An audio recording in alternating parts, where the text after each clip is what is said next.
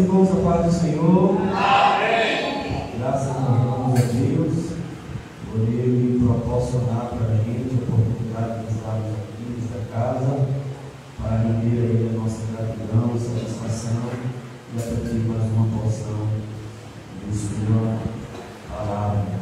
Eu quero compartilhar com os irmãos que se encontram na carta aos Hebreus, capítulo 4, versículo 12, bem conhecido. Porque a palavra de Deus é viva e eficaz, mais penetrante que qualquer espada de 2 gumes, que penetra até a divisão da alma, do espírito, das juntas e medulas, e é apta para discernir os pensamentos e intenções do coração. Esse versículo fica como base para o Senhor nos tratar com a ajuda de Deus em nome do Senhor Jesus. E é justamente sobre as sagradas escrituras. A palavra de Deus. Às vezes, tem muitos crentes, crentes em Jesus, que não valorizam a palavra de Deus como ela deve ser valorizada. Às vezes só pegam ela e trazem ela para o culto, depois levam para casa de novo, e ela só serve para muitos crentes apenas para isso, para trazer para a igreja e voltar novamente para a igreja e para casa do Senhor. Aleluia, glória a Deus. Aí dentro da igreja, às vezes abre, no momento que alguém está lendo a letra oficial ou algum versículo, mas depois, quando leva para casa, ela não é mais aberta. Poucas pessoas abrem para meditar e refletir na Bíblia. Não sabem a importância dela tem. E eu me lembro que uma vez eu estava assistindo um vídeo que foi gravado na África, onde tinha uma casa semelhante a essa, eu acho que um pouco mais longa, né? Maior um pouquinho que essa, e tinha um número até razoável de africanos dentro da casa, e pelo que eu percebi, o brasileiro estava lá, e no meio, no centro da casa, uma caixa grande, e aquele pessoal todo com perspectiva, e uma equipe que acompanhava esse cidadão, provavelmente o pastor, estava ali para ajudar, né, na organização. A princípio, quando eu vi o vídeo, eu pensei que era uma caixa cheia de comida. Os africanos eles sofrem muito, né? Inclusive o número maior de volta da área, da fome na África. E eu pensei que era uma caixa com muita comida. Né? E aqueles africanos ficam naquela ansiedade para que alguém liberasse para eles pegarem o conteúdo que estava dentro da caixa. E aquilo me chamou a curiosidade, eu continuei assistindo. Resumindo, quando eles abriram uma caixa, que liberaram para o pessoal pegar o que estava dentro da caixa, era uma caixa cheia de exemplar da Bíblia. Se os irmãos vissem a ansiedade, a fome daqueles africanos para ter um exemplar da Bíblia, eu achei incrível aquilo ali. Enquanto que aqui no Brasil a gente tem uma facilidade tão grande para ter um exemplar da Bíblia, e muita gente não valoriza a oportunidade que tem de ter um exemplar da Bíblia em casa, que às vezes tem e não valoriza. Hoje existe uma facilidade muito grande para você ter o tempo. Você pode ter uma Bíblia física, você pode ter uma Bíblia online, né, um aplicativo. Você pode ler o versículo pelo aplicativo, mandar o versículo pelo aplicativo. Você pode ter uma Bíblia recitada, né? Você pode baixar lá no seu celular e alguém vai estar lendo a Bíblia de Gênesis ao Apocalipse. Então, até para quem não sabe ler, hoje tem uma facilidade para ter um exemplar da Bíblia. Ele não sabe ler, né? Não sabe ler, aí não tem problema nenhum. Vai lá, baixa o aplicativo e você escuta a Bíblia toda, de Gênesis a Apocalipse. Aí você não lê, mas escuta. Então, está no meio. Você vai ter acesso a Bíblia, palavra de Deus. Então hoje existe uma facilidade muito grande para alguém ter um exemplar da Bíblia, mas poucas pessoas, como eu disse já, valorizam ela. Poucas pessoas valorizam ela. E eu anotei algumas coisas aqui que eu considerei importante como introdução desse assunto, que é sobre as Sagradas Escrituras. Vejam bem, primeiro, a Bíblia é chamada de Escritura Sagrada, Sagradas Escrituras, ou simplesmente Escrituras, ou também Palavra de Deus, né? São os nomes mais comuns e a Bíblia é chamada. Bom, a Bíblia se constitui na única regra de fé e de conduta do cristão. Eu vou repetir isso aí. A Bíblia se constitui na única regra de fé e de conduta do cristão. É o manual do crente, né? É a bússola do crente, a Bíblia. Não tem outro caminho, não tem outro livro de receita, não. É esse aqui mesmo. Não tem para onde correr. Ou se constitui na única regra de fé e de conduta do cristão. A Bíblia é nela que nós acreditamos. É nela ou dela que extraímos as verdades de Deus para a nossa vida cotidiana. Ela é chamada também de a vontade moral de Deus, né? Se eu quero conhecer a vontade de Deus para a minha vida, está aqui, ó. Bíblia. A Bíblia é a vontade moral de Deus. Os pais querem saber qual a forma de lidar com os filhos. Está aqui, ó. Efésios capítulo 6. Os filhos querem saber como devem se comportar com seus pais. Está aqui, Efésios capítulo 6. Os patrões querem saber como devem se comportar com os seus subordinados, com os seus trabalhadores, funcionários. Efésios capítulo 6. Os funcionários querem saber como devem se comportar com seus patrões. Está aqui na Bíblia, Efésios capítulo 6. Então a Bíblia é o manual de conduta do cristão. Se eu quero viver bem com Deus e com os meus semelhantes, eu preciso examinar a Bíblia. A Bíblia. Jesus disse: examinai as Escrituras, porque são elas que de mim testificam e cuidais dela a vida eterna.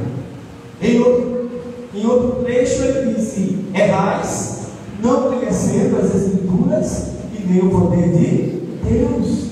Então, o segredo para a gente viver bem é examinar as Escrituras, é seguir o que a Bíblia diz. Muito bem, ela é justamente ou se constitui na única regra de fé e de conduta do cristão.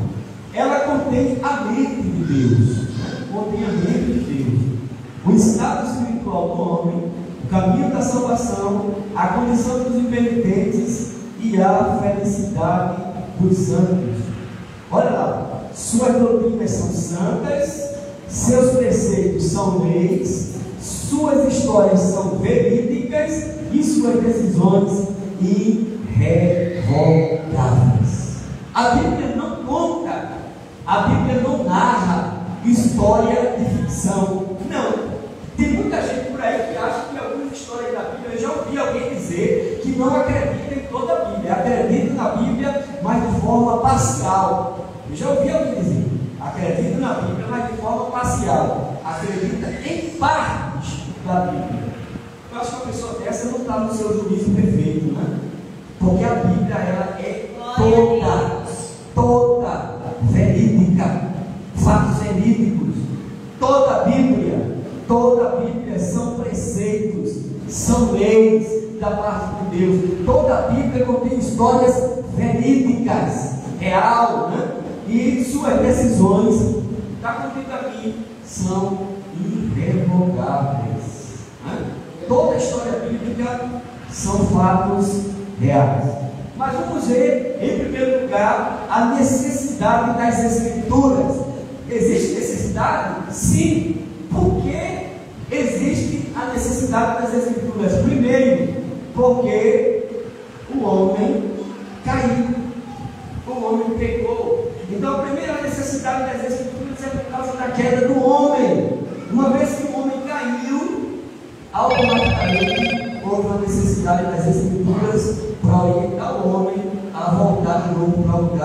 de origem. E qual é esse lugar? Perto de quem?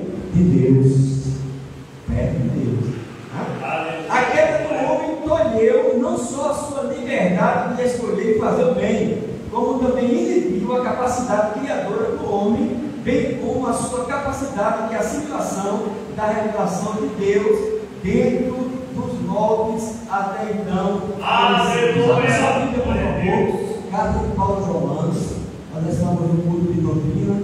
Tem alguns irmãos que possivelmente estão acompanhando em casa, e eles vão também ter a oportunidade de aprender essa porção da palavra de Deus. Então, a necessidade das Escrituras, primeiro, por causa da queda do homem, né? Por causa da queda do homem. O homem perdeu o equilíbrio, né? A queda levou o homem a uma situação que não sabia escolher entre o bem, né? E o mal, entre o certo e o errado. O homem perdeu o roteiro, perdeu a noção das coisas. E Paulo, escrevendo aos irmãos de Roma, no capítulo número 3, você pode acompanhar a sua Bíblia, versículo de número 10 ao versículo 18, vejam que a Bíblia, a palavra de Deus, ela diz a situação, né? Como está escrito, versículo número 10, como está escrito: não há o justo, nenhum sequer, não há ninguém que entenda, não há ninguém que busque a Deus.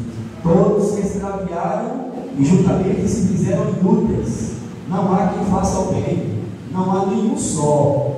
A sua garganta é um sepulcro aberto, com a língua tratam enganosamente, peçonha que áspera está debaixo de seus lábios, cuja boca está cheia de maldição e amargura, e seus pés são ligeiros para derramar sangue, em seus caminhos há destruição e miséria, e não conhecem o caminho da paz.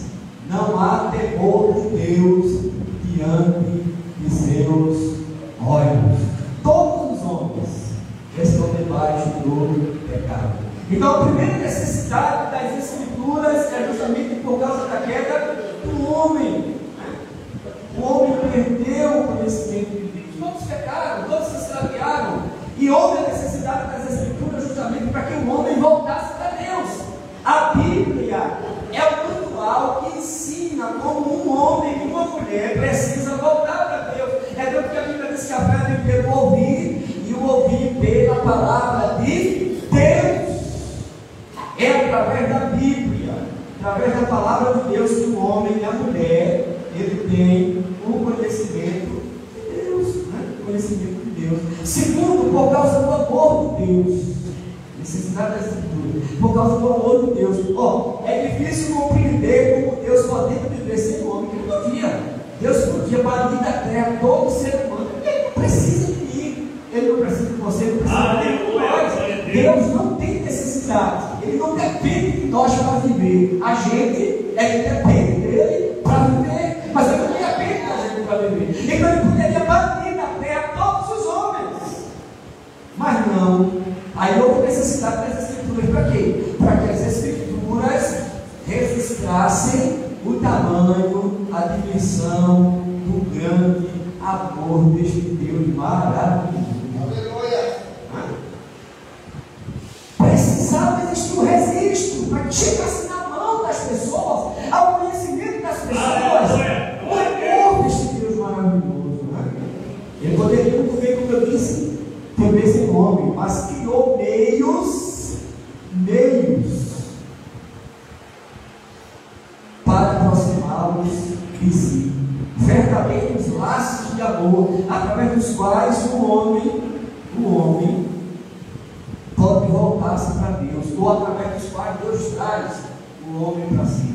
João capítulo 3, versículo 16: porque Deus amou o mundo de tal maneira que deu seu Filho unigênito, para que todo aquele que nele crê não pereça, mas tenha a vida eterna. Observe, João diz: porque Deus amou de tal maneira. É inexplicável o amor de Deus. Não tem como a gente calcular, não tem como a gente medir o tamanho, a espessura, a dimensão do amor de Deus, porque é imensurável o amor de Deus. Aí Paulo escrevendo aos Romanos, você pode acompanhar também na sua Bíblia, Paulo escrevendo aos Romanos, no capítulo de número 5, versículo de número Paulo escrevendo aos irmãos em Roma, capítulo 5, versículo número 8. Veja que verdade interessante que Paulo deixa aqui. Mas Deus prova o seu amor para conosco, em que Cristo morreu por nós, sendo nós ainda pecadores. Oh, glória! Prova maior, né? Para que prova maior do que essa? Cristo morreu por nós, sendo nós ainda pecadores. Necessidade das Escrituras. Em terceiro lugar, por causa da igreja. A terceira necessidade das Escrituras é justamente por causa da igreja. Por favor, abra sua Bíblia, segunda carta de Paulo a Timóteo, capítulo de número 3. Segunda carta de Paulo a Timóteo, capítulo de número 3. Bendito seja Deus. Uma vez que as Escrituras nos foram dadas como proveitosas, como compreender a igreja caso as Escrituras não existissem? Como compreender? Mas vamos lá, capítulo 3, versículo 16 e 17. Veja o que diz a Bíblia. 2 Timóteo, capítulo 3, versículo 16 e o versículo 17. Toda a Escritura divinamente inspirada é proveitosa para ensinar, para redarguir, para corrigir, para instruir em justiça, para que o homem de Deus seja perfeito e perfeitamente instruído para toda boa obra. Então, a necessidade das Escrituras também é por causa da igreja. Aí o que você vai entender? Veja lá, uma coisa muito importante que eu anotei aqui. Bendito seja Deus. Assim como o Estado necessita de uma Constituição baseada na qual os seus governantes e legisladores possam governar e legislar de igual modo, a igreja depende da ação reguladora das Escrituras.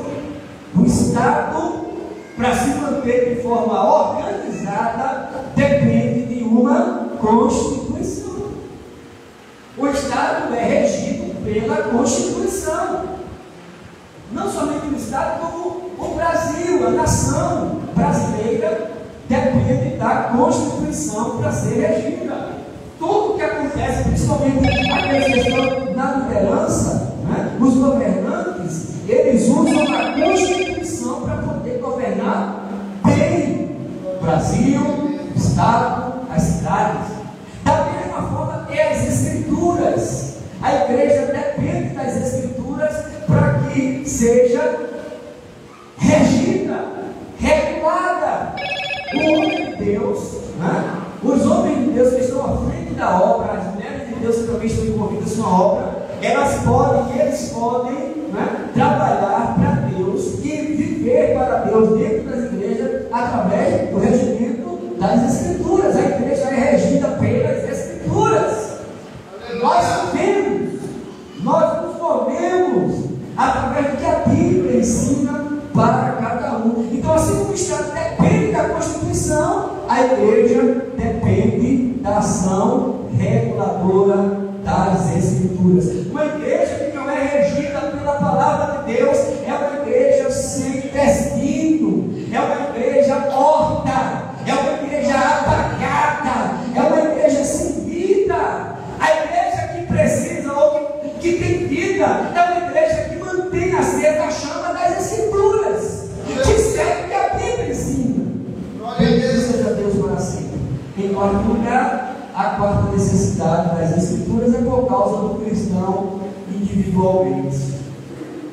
As Escrituras existem justamente para reger a minha vida e a vida de cada um dos irmãos individualmente.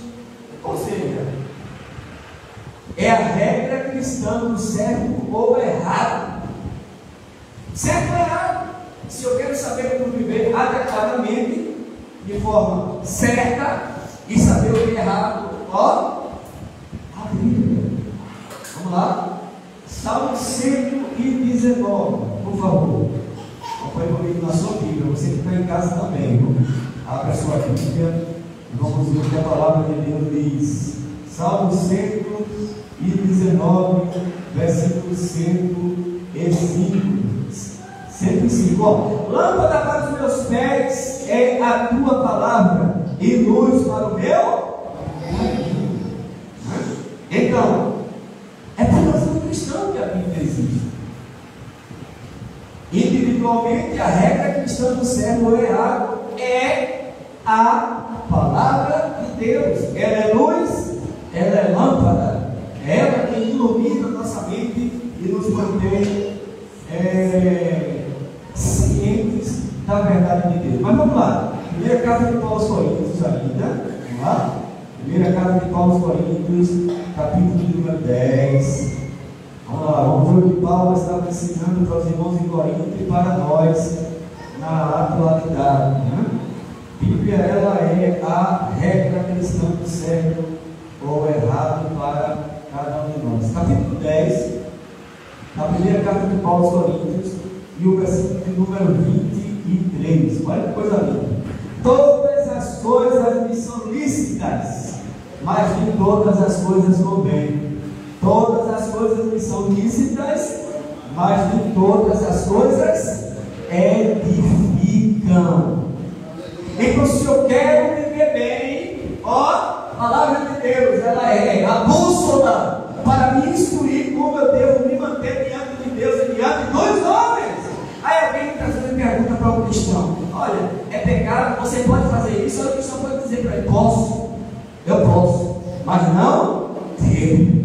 Porque todas as coisas me são lícitas, mas nem todas convêm. Todas as coisas são lícitas, mas nem todas vai edificar a minha vida. Então, se não vai trazer edificação para a minha vida, então não há necessidade para eu fazer. Bendito seja o nome do Senhor Jesus para sempre. Vamos lá. Estrutura da Bíblia. Nós estamos falando sobre as escrituras. Essa parte é interessante para quem quer conhecer a sua ferramenta, né? Precisa conhecer bem, né? Então vamos lá, vamos para a estrutura da Bíblia. A Bíblia contém quantos livros? 66, divididos em duas partes: Antigo e Novo Testamentos, escritos por Deus no período de 1600 anos aproximadamente, por cerca de 40 homens escolhidos por Deus para escrever a Bíblia, a santa palavra do Senhor. Que coisa tremenda, coisa especial para nós, maravilha de Deus para as nossas vidas. Classificação, vamos lá. O Antigo Testamento contém 39 livros e está dividido em 4 partes pela seguinte ordem. Vamos lá: Lei, que é chamada também de Pentateuco, para o Gênesis ao Deuteronômio. Livros históricos, que são justamente de Josué até o livro de Esther.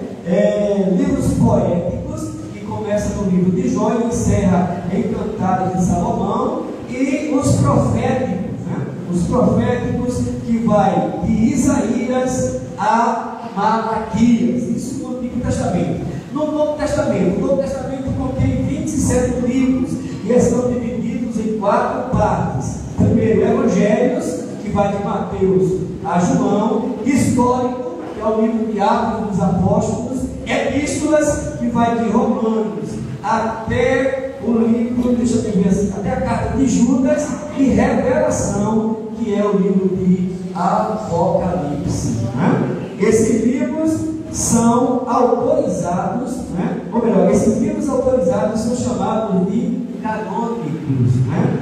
Aí a Bíblia tem 1189 capítulos, 1189 capítulos e 31.102 versículos, né? Tudo isso para a gente aprender, né, a palavra de Deus. Propósito: a Bíblia tem um propósito? Tem. Deus não permitiu que a Bíblia existisse por acaso não, existe um propósito para essas escrituras. E qual é o propósito? Primeiro, revelar o próprio Deus. Ou seja, a Bíblia, ela de forma muito clara traz a revelação de Deus para o homem. Abra sua Bíblia, por favor. Carta aos Hebreus, né? Deus graciosamente revelou a si mesmo pela palavra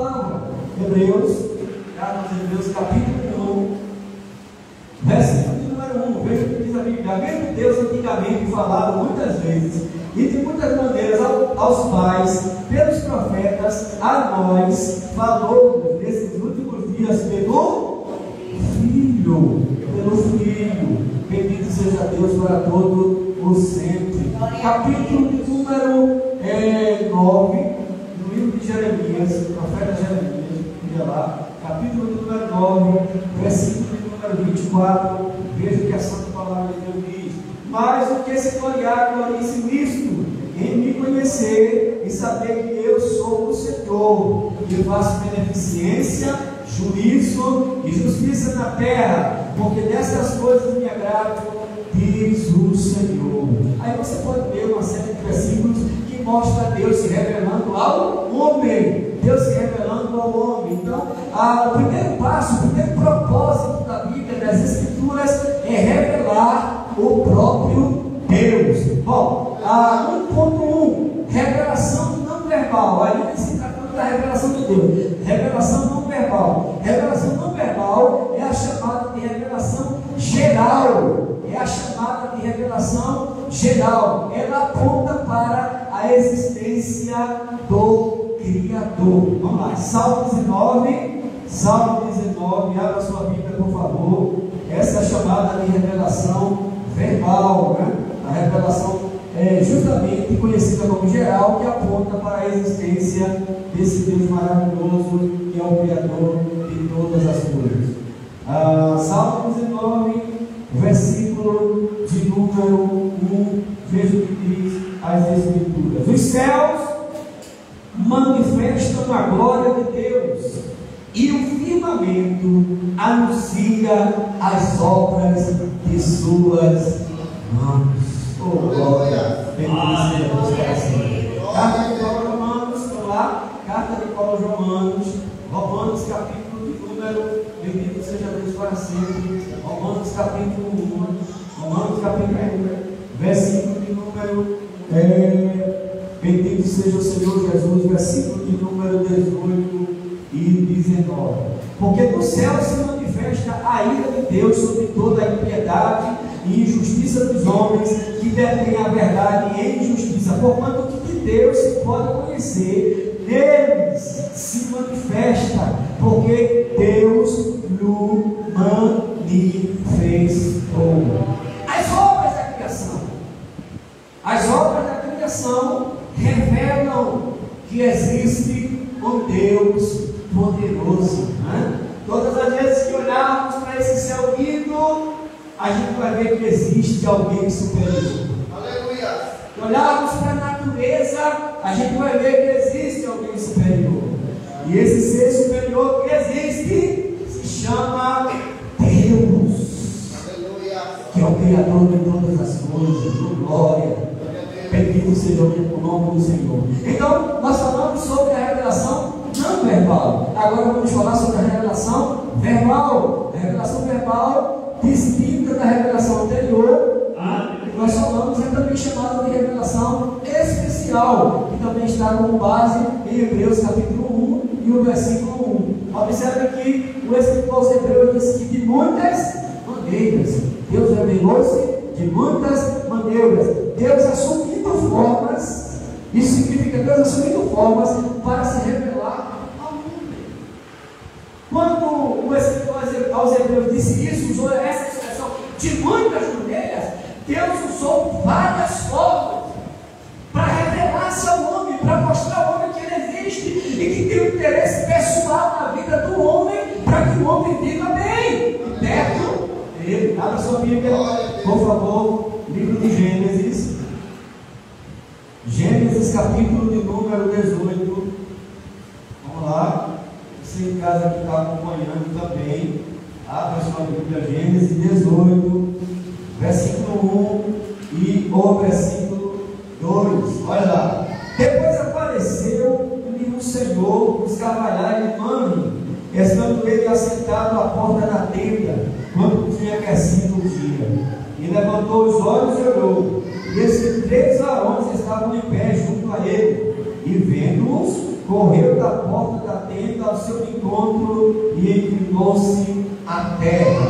Agora abra mais uma vez a sua Bíblia, livro do Êxodo 3,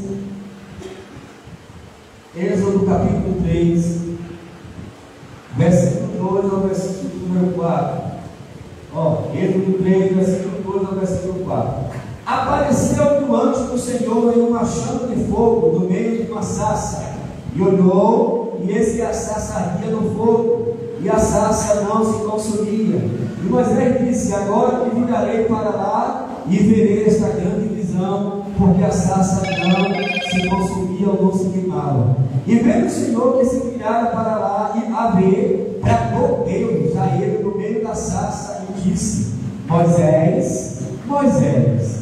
E ele disse: eis-me aqui. Aleluia. Essa é, aleluia, a revelação verbal de Deus, ou conhecida também como revelação especial. Tecnicamente é chamada de teofania. Teofania, essas manifestações.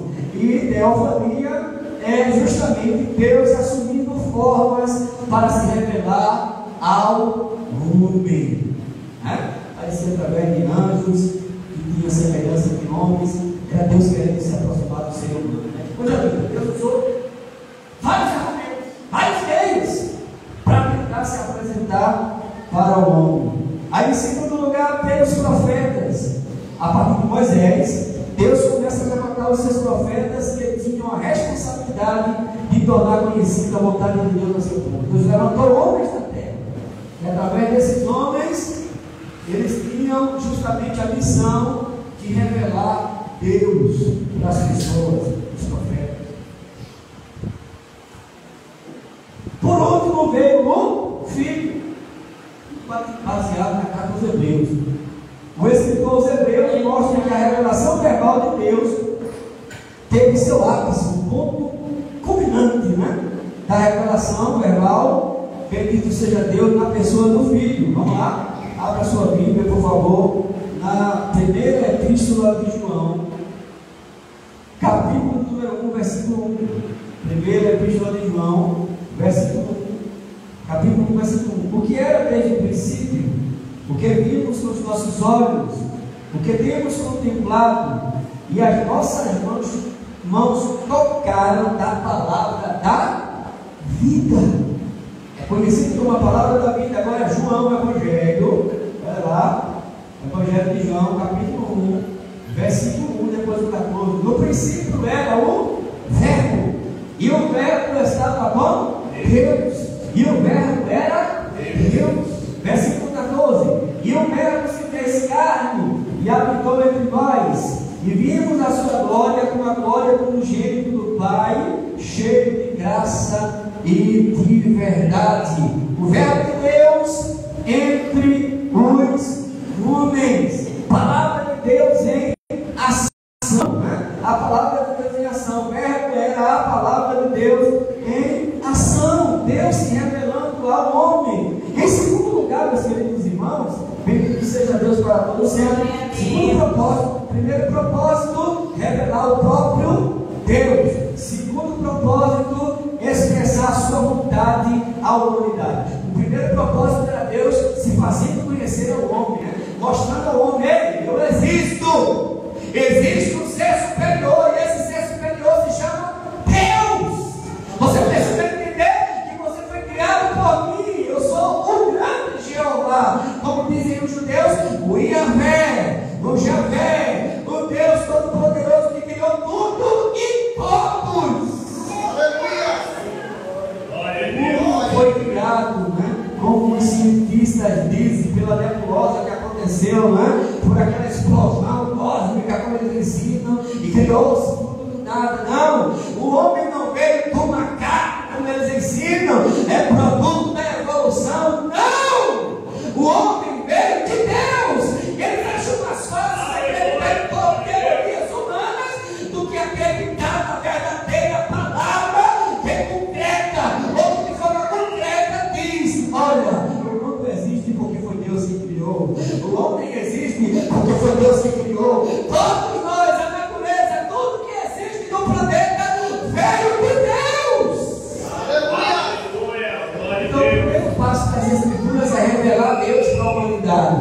E E o segundo passo é expressar sua vontade à humanidade. O segundo propósito, Deus expressa claramente a sua vontade redentora a todos e a cada um dos seres humanos, sem nenhuma acepção de pessoas, por meio da fé em Jesus Cristo. Deus agora revela o seu plano. Qual era a vontade de Deus? O homem caiu, mas não era. O diabo derrubou primeiro Adão e ele caiu. Aí Deus levanta um segundo Adão, chamado Jesus de Nazaré, para trazer o homem de volta. O primeiro Adão abriu espaço para a queda e o homem caiu. Aí a Bíblia diz: todos pecaram e todos ficaram destituídos da glória de Deus. Ou seja, o primeiro Adão foi a abertura, deu uma abertura para o pecado entrar no mundo.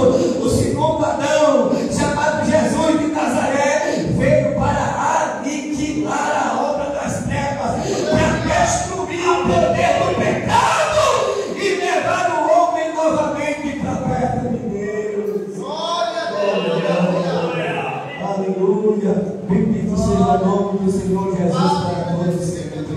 Assim sendo, o Senhor Jesus Cristo é o centro, Jesus é o centro das Escrituras. Ele é chamado de a palavra viva. Abra sua Bíblia, por favor. 1 João capítulo 5, vamos lá, nós estamos encerrando. 1 João capítulo 5, versículo de número 7. Olha que coisa linda, aleluia.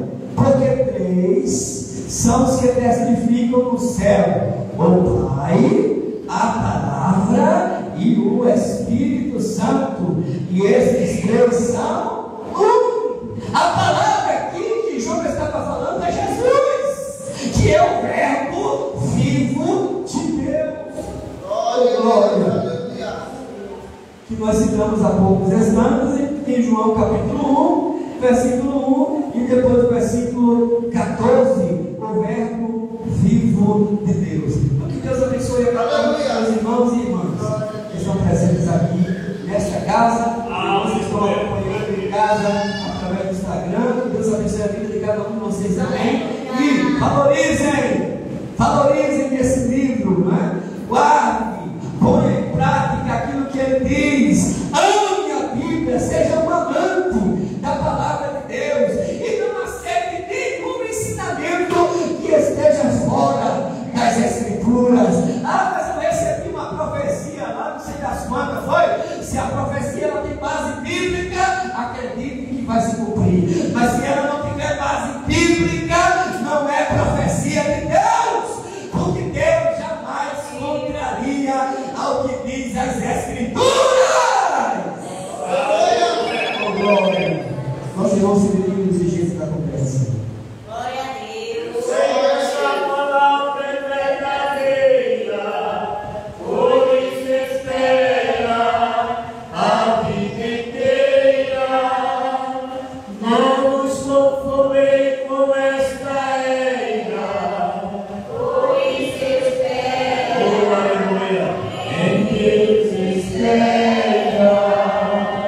Meus irmãos, graças a Deus, que Deus continue abençoando a todos em nome do Senhor Jesus. Deus que é recompensa no céu. Amém? Amanhã teremos oração, né? Nobres a 4 da tarde. Venha orar, ajudar nossos irmãos em Cristo Jesus, né? Porque precisamos de cada dia mais orar e ficar mais perto de Jesus. Amém? Glória seja dada no nome do Senhor. Tem alguma coisa mais?